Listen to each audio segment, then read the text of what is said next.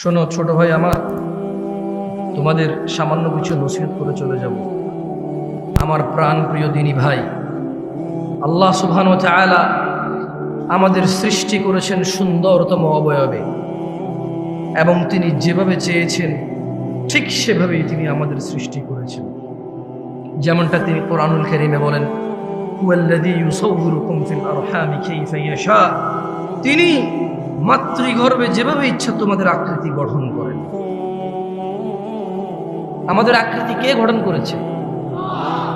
বিয়ে শাদী, অমুক মেয়ে সুন্দরী, অমুক ছেলে সুন্দর, এই জন্য তোমার সময় আসার অপেক্ষা না করে জেনা ব্যভিচারে লিপ্ত হয়ে, দাঙ্গা ফাসাদে লিপ্ত হয়ে যেও না। তিনি সুবহানাহু ওয়া তাআলা যেভাবে খুশি, উনি যেটা ইচ্ছা করেছেন, পছন্দ করেছেন, এভাবেই তিনি মেয়ে অথবা ছেলে, তোমাকে অথবা তোমার বোনকে, তোমাকে অথবা তোমার স্ত্রীকে, তোমার বাবা অথবা তোমার মাকে সৃষ্টি করেছেন যেভাবে তিনি ইচ্ছা করেছেন।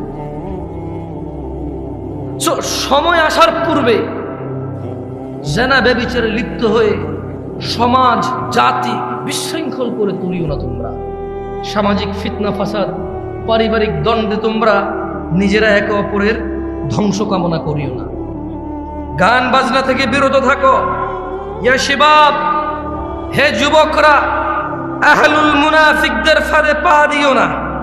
তারা চায় তোমরা গান বাজনায় মেতে থাকো, অথচ আল্লাহ সুবহানাহু ওয়া তাআলা সূরা লুকমানে বলেন, ওয়া মিনান নাসি মান ইয়াশতারি লাহুল হাদীস লিয়ুদিল্লা আন সাবিলিল্লাহি বিগাইরি ইলম ওয়া ইয়াত্তাখিযুহা হুজুয়া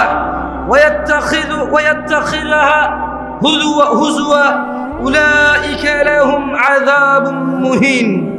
আর মানুষের মধ্যে কেউ কেউ আল্লাহর পথ থেকে বিচ্যুত করার জন্য অসার বাক্য কিনে নেয় জ্ঞান ছাড়াই, এবং আল্লাহর দেখানো পথ নিয়ে ঠাট্টা বিরূপে মেতে ওঠে। তাদের জন্য রয়েছে অবমাননাকর শাস্তি। রাসূল সাল্লাল্লাহু আলাইহি সাল্লাম বলেন, আমার উম্মতের কিছু লোক মদের নাম পাল্টিয়ে তা পান করবে। তাদের সামনে গায়িকারা বিভিন্ন বাদ্যযন্ত্র সহকারে গান করবে। আল্লাহ তাআলা তাদের ভূগর্ভে বিলীন করে দেবেন এবং কিছুকে আকৃতি বিকৃত করে দেবেন। ইয়া শিবাব, গান বাজনা থেকে বিরত থাকো। আহলুল মুনাফিকরা চায় তোমরা তোমাদের সুন্দর জীবন ও যৌবন গান বাজনায় মেতে উঠে, গান বাজনায় ভুলে গিয়ে নিজেদের ভবিষ্যৎ, নিজেদের দ্বীন আখলাক চরিত্র, নিজেদের জীবনের গুরুত্ব যৌবন তোমরা বিসর্জন দাও। তারা চায় তোমরা, তারা যেভাবে নাচে সেভাবে নাচো, যেভাবে নাচাই সেভাবে নাচো। তোমরা তাদের অ্যালগরিদমে চলে আসো। তারা আজকে এই গান, কালকে ওই গান, আজকে এই সিনেমা, কালকে ওই সিনেমা, পরশু অমুক সিনেমা চলে আসছে, আসতেছে, আসবে, বানাইছে, বানাবে, বানাতে পারে। তোমাদের একটা চক্রের ভিতরে তারা রেখে দিয়েছে।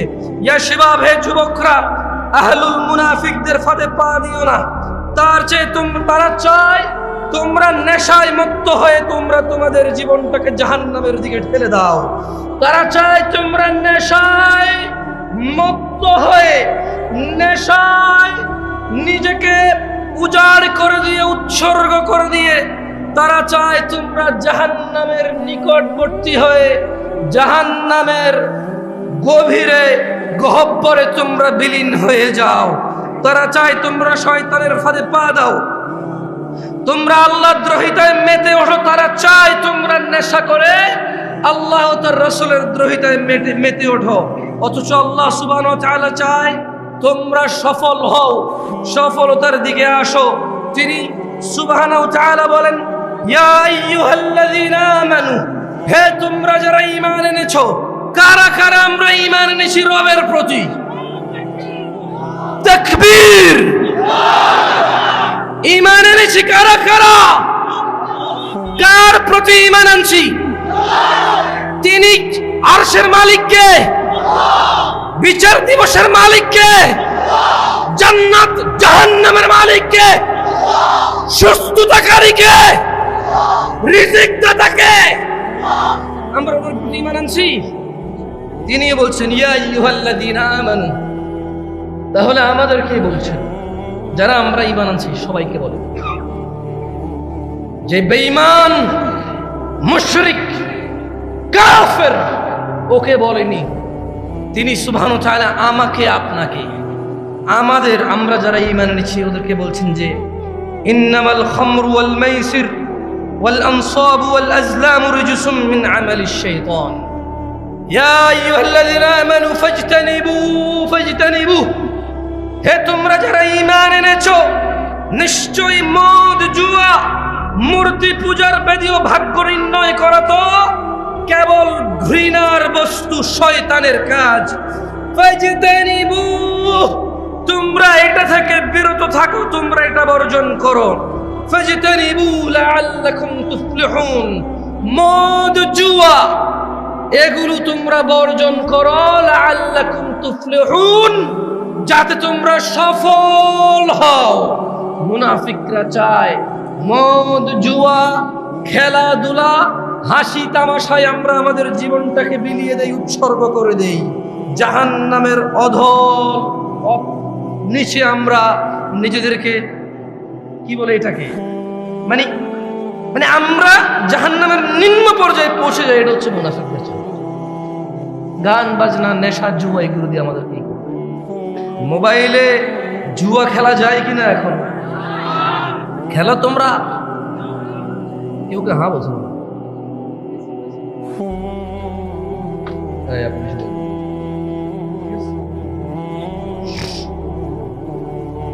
রাসূল সাল্লাল্লাহু আলাইহি সাল্লাম বলেছেন, আমার উম্মতের মধ্যে এমন অনেক সম্প্রদায় হবে। কি হবে? একটু আমার সাথে বলিয়েন। রাসূল সাল্লাল্লাহু আলাইহি সাল্লাম বলেছে, আমার উম্মতের মধ্যে অনেক সম্প্রদায় হবে। কি হবে? যারা জিনা, ব্যভিচার, রেশমি কাপড় ব্যবহার, মদ, পান ও গান বাদ্যকে হালাল করে নেবে। কি কি হালাল করবে?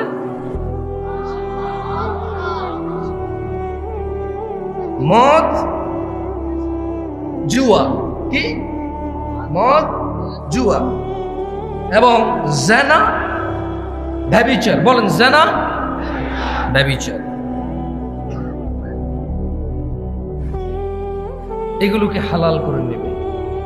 যেমন আজকের দিনে কোনো ছেলে যদি পার্কে, আজকের দিনে কোনো মেয়ে ছেলে যদি পার্কে হাত ধরে হাঁটে, ওরা কি এটাকে জিনা মনে করে? আজকের দিনে কোনো ছেলে মেয়ে বিবাহ করেনি, ভিডিও কলে কথা বলে, ওরা কি এটাকে জিনা মনে করে? ওরা ভাবে আমরা তো উলঙ্গ হইনি, আমরা তো দুইজন উলঙ্গ হইনি, দুইজন আমরা কোনো গোপন সম্পর্কে জড়িত হইনি। ওরা মনে করে শুধু দৈহিক মিলনই হচ্ছে জিনা, এর বাহিরে আর জিনা নাই, ওরা বলে। এই জন্য আপনি দেখবেন কিছু ছেলে প্রশ্ন করবে, হুজুরদের কাছে করে। আমি তো আসলে বড় আলেম না, অনেক আলেমের কাছে প্রশ্ন যায় যে আমি আর হারাম করতে ইচ্ছুক নই, আমি হারামকে হালাল করতে চাই। কি করতে চায়? মানে মনে হয় যেন শুকুরকে হালাল করে ফেলবে, কুকুর হালাল করে ফেলবে, যেমন সুদকে হালাল করছে। মনে কষ্ট নিয়েন না, মনে কষ্ট নিয়েন না, লজ্জা পাইয়েন না। এই তোমাদের যে ক্যামেরাগুলো তোমরা এখন ঘুরাবা না কেন? একদম যেভাবে সেভাবে স্টিল থাকুক। আমি কাউকে লজ্জা দিতে চাই না। যাদের হাতে মোবাইল আছে বন্ধ করে দাও, 2 মিনিটের জন্য আবার তোমরা চালু করে আমি একটা পরীক্ষা নেব। যাদের হাতে মোবাইল আছে তোমরা বন্ধ করে দাও। যেগুলো চলতেছে এগুলো তো কাউকে দেখা যাচ্ছে না। আমি যে প্রশ্ন করবো স্টেজের আশেপাশে আপনারা কেউ হাত তুলিয়ে না, কেন? কারণ এই ক্যামেরায় চলে আসবে তো। আমি চাই না আমার কোনো মুসলমান ভাইকে আমি অপমান করি, আমি চাই না। আমি চাই না ওর সম্মান নিলামে উঠে যাক, ফেসবুক উঠে যাক, ইউটিউব উঠে যাক, আমি চাই না। আমি চাই ইসলাহ, সংশোধন। আমি কি চাই? সংশোধন। আমি একটা প্রশ্ন করব, আপনারা সত্যি জবাব দিবেন আমাকে, কথা দেন। লজ্জার কিছু নেই, কেউ কারোর দিকে তাকাবেন না, কেমন? এখন আমি আপনাদের একটা প্রশ্ন করব, আপনারা জবাব দিয়ে। এবং কেউ কারো দিকে তাকায়েন না। এটা দুষ্টামির কিছু না, এটা আফসোসের কিছু, এটা লজ্জাস্কর কিছু। এটা মানে মাথা নত হয়ে নাকে খত দেওয়ার চাইতে বেশি লজ্জাস্কর কিছু না। এটা আফসোস, আফসোসের কিছু, হাসি তামাশার কিছু হবে না। তবে আমি অনুরোধ করবো, কেউ কারো দিকে তাকাবেন না, কেউ কারো দিকে ক্যামেরা করবেন না, সত্যি করে জবাব দিবেন। আমি শুধু ইসলাহের জন্য জিজ্ঞেস করতেছি, যারা যারা আজকে ঈশান নামাজ পড়েন নাই, এখনো রাতের বাজে 11:30, যারা যারা আজকে ঈশান নামাজ এখনো পড়েন নাই, তারা তারা হাত তোলেন। কেউ কারো দিকে তাকায়েন না, কেউ কারো দিকে তাকায়েন না, সবাই নিচের দিকে, নিচের দিকে তাকান। নামান, ওয়াল্লাহি যা আমি দেখছি, আমি স্টেজ থেকে যা দেখছি, এরা যা দেখছে, তা যদি আপনারা সামনের যারা আছেন দেখতেন, লজ্জায় মাথা নত হয়ে। এ হচ্ছে আমাদের ইসলাম, এ হচ্ছে আমাদের ইসলাম। বাবার লজ্জা করে না তার ছেলে বেনামাজি, শ্বশুরের লজ্জা করে না তার মেয়ের জামাই বেনামাজি, মেয়ের জামাই লজ্জা করে না শ্বশুর বেনামাজি, বড় ভাইয়ের লজ্জা করে না ছোট ভাই বেনামাজি, ছোট ভাইয়ের লজ্জা করে না বড় ভাইয়ের সামনে বেনামাজি। সমাজের চেয়ারম্যান মেম্বার নামাজ চলা অবস্থায় তার জনগণের সামনে সে বেনামাজি অবস্থায় বসে থাকে, অথচ সে জনপ্রতিনিধি। বিচারকের লজ্জা করে না ওই সম্মানজনক জায়গা থেকে সে বেনামাজি। বিবাহের মধ্যে দোষের মধ্যে আসে না যে ছেলে নামাজ পড়ে না, এখানে বিবাহ দেওয়া যাবে না, এটা দোষের মধ্যে পড়ে না। এদেশে ব্যবসা বাণিজ্যের পার্টনারশিপ করার জন্য, চাকরি বাকরি করার জন্য সলাতি ছেলেকে গুরুত্ব দেওয়া হয় না, কারণ এদেশের মানুষ বলে বোরখার ভিতরে শয়তান বেশি, নামাজেরই বেশি। ও নিজে নামাজ আদায় করে না, তো এই জন্য এটা বলে। অথচ ও জানে না খারাপ আমরা সবাই মুশরিক ও গুনাহগার। খারাপ আমরা সবাই মুশরিক ও গুনাহগার, এটা এক বিষয়। আর মুসলিম ও গুনাহগার, এটা আরেক বিষয়। ওকে আমরা বাংলা ভাষায় বয়ান করে বুঝাইতে এখন পর্যন্ত সক্ষম হইনি। গুনাহগার মুসলমান আর গুনাহগার মুশরিক, দুটার মধ্যে আসমান জমিনের পার্থক্য আছে। গুনাহগার মুসলমান আল্লাহ শাস্তি দিবে অথবা শাস্তি দিবে না, ক্ষমা করবে, কার ইচ্ছা? জান্নাতে যাবে, শাস্তি পেয়ে হলো। আর বেঈমান গুনাহগার, কাফের গুনাহগার, মুশরিক গুনাহগার, ওর জান্নাতে যাওয়ার কোনো অবকাশ নেই।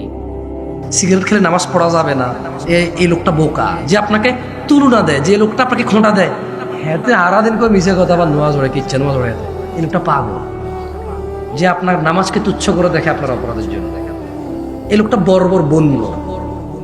এই পৃথিবীর সবচেয়ে নিকৃষ্ট মানুষ আমার চোখে। যে লোকটা আপনার কিছু টুকটাক ভুল হয়, ওই ভুল যখন ধরবে, তার সাথে যখন লাগিয়ে যাবেন জায়গা জমি নিয়ে, বাড়িয়ে বাড়িয়ে, পাড়ায় পাড়া, তখন বলবে যে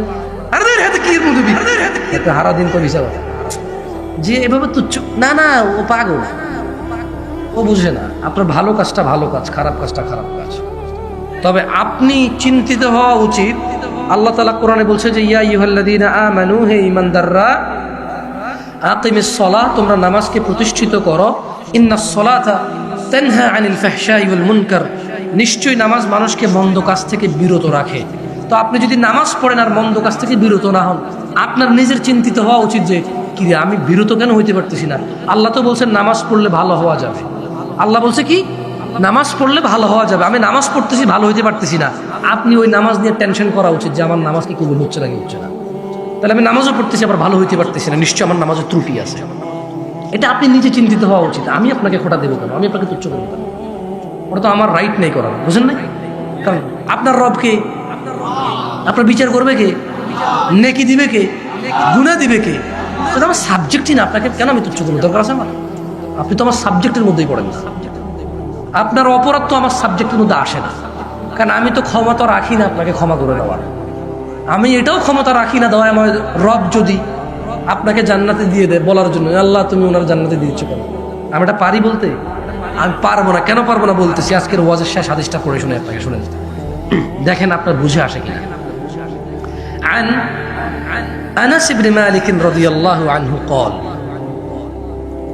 আনাস ইবনে মালিক রাদিয়াল্লাহু আনহু থেকে বর্ণিত, তিনি বলেন সামি'তু রাসূলুল্লাহ সাল্লাল্লাহু আলাইহি ওয়াসাল্লাম ইয়াকুল।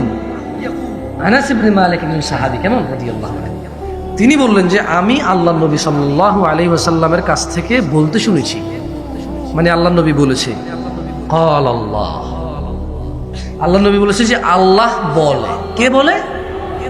আল্লাহ বলে। কি বলে? আল্লাহ বলে ইয়া ইবনে আদম, হে আদমের সন্তানরা, মহিলা ও পুরুষরা, হিজড়ারা, সবাই,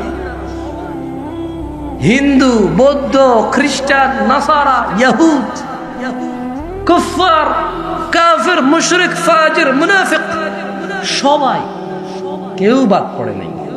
এটা মজার জিনিস হচ্ছে না আপনি, এখানে কিন্তু মুসলমান বলে নাই। কি বলে নাই? মুমিন বলে না, বলছে ইয়া ইবনে আদম। আল্লাহ নাকি এভাবে বলে যে হে আদমের ছেলে মেয়েরা, ইন্নাকা মা দাআউতানি ওয়া রাজাউতানি গফারতু লাক মা কানা ফিকা ওয়ালা উবালি।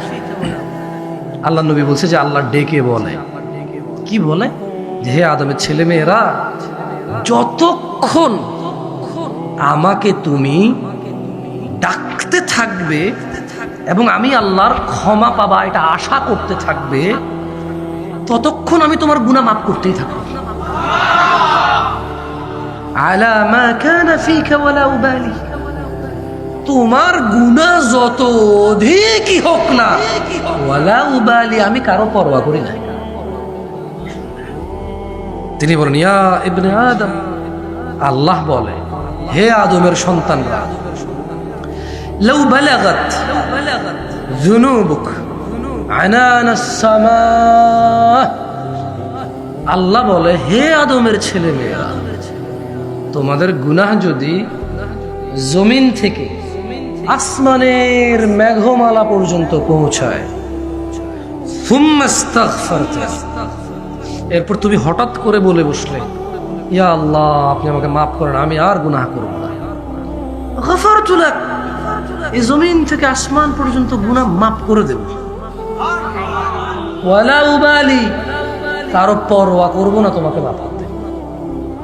আল্লাহ বলে ইয়া ইবনে আদম, হে আদমের সন্তানরা, লাউ আতাইতানি বিকুরাবিল আরদি খাতিয়া, হে আদমের ছেলে মেয়েরা, এই জমিনটাকে যদি গুনাহ দিয়ে পরিপূর্ণ ঠেসে একবারে চাইপেছে, যদি জমিন ভর্তি গুনাহ নিয়ে আমি আল্লাহর সামনে আসো, সুম্মা লাকিতানি, আমার সামনে তুমি আসছো জমিনটাকে পরিপূর্ণ করে গুনাহ নিয়ে, সুম্মা লাকিতানি, আমি দেখতে পাইলাম, মানে আল্লাহ বলছে যে আমি যদি দেখতে পাই, লা তুশরিকু বি শাইআ, তোমার এই জমিন ভর্তি গুনার মধ্যে আমি আল্লাহর সাথে কাউকে শরীক করো নাই, লা আতাইতুকা বিকুরাবিহা মাগফিরা, যদি তোমার এই জমিন ভর্তি গুনার মধ্যে যদি শিরক না থাকে, যা জমিন ভর্তি গুনাহ রহমত নিয়ে এসে তোকে মাফ করে দেব। এই হচ্ছে দয়াময় আল্লাহর দয়া। কেমন? এই হচ্ছে দয়াময় আল্লাহর দয়া। এবারে আসেন তাইলে আমরা ইনশাআল্লাহ,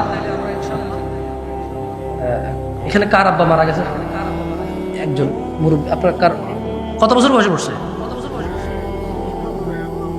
ওনার বয়স কত ছিল যখন মরছে? অল্প বয়সে মারা গেছে না? হইব না, 70-80 বয়স পেয়ে কার বাপ মারা গেছে?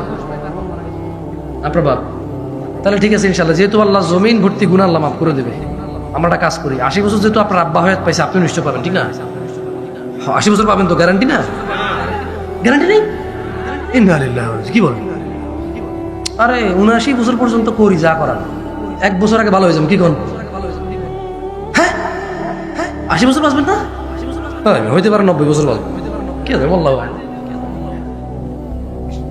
এই যে হাদিসটা বললাম, এটা বলে কি আপনাদেরকে বলছি গুনাহ করেন আল্লাহ মাফ করে দেবে এরকম কিছু বলছি? মূলত বলছি আজকে যেহেতু বেঁচে আছেন, আজকে যেহেতু উপস্থিত আছেন এবং বেঁচে আছেন, আজকের আগের যত গুনাহ আছেন মাপ চান আর এই গুনাহ করিয়েন না। কারণ আগামীকাল নাও বাঁচতে পারেন যে মাপ চাওয়ার জন্য নাও থাকতে পারেন। কি বুঝাইতে পারছি?